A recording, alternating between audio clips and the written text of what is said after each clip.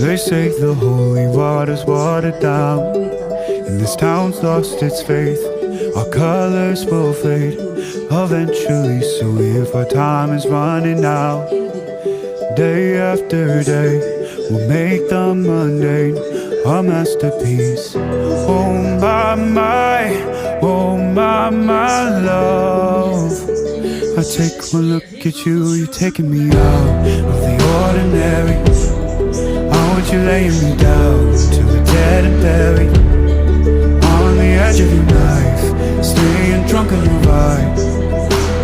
The angels up in the clouds are jealous knowing we found something so wild.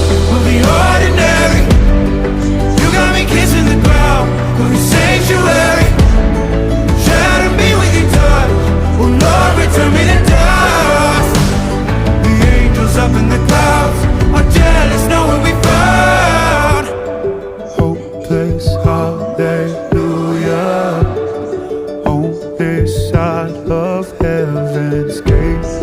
Oh my life, how do ya breathe and take my breath away?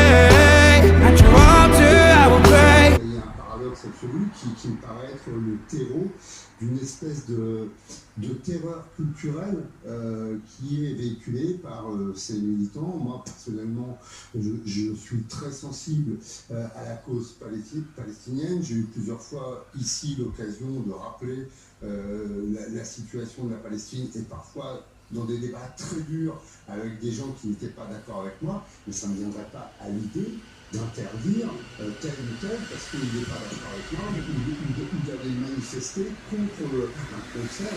Ça me paraît pour le coup très dangereux comme état d'esprit. Dangereux, et puis c'est intéressant, Jacob, de voir comment la France Insoumise notamment évolué.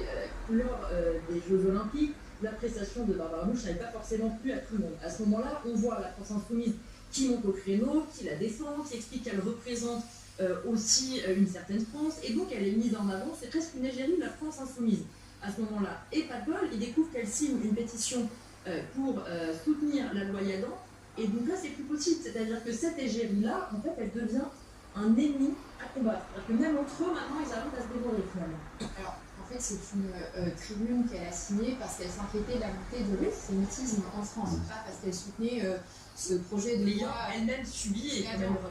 Quand bien même, moi, je n'ai pas entendu d'autres artistes la soutenir dans cette histoire, Barbara Buch. Je ne m'entends pas.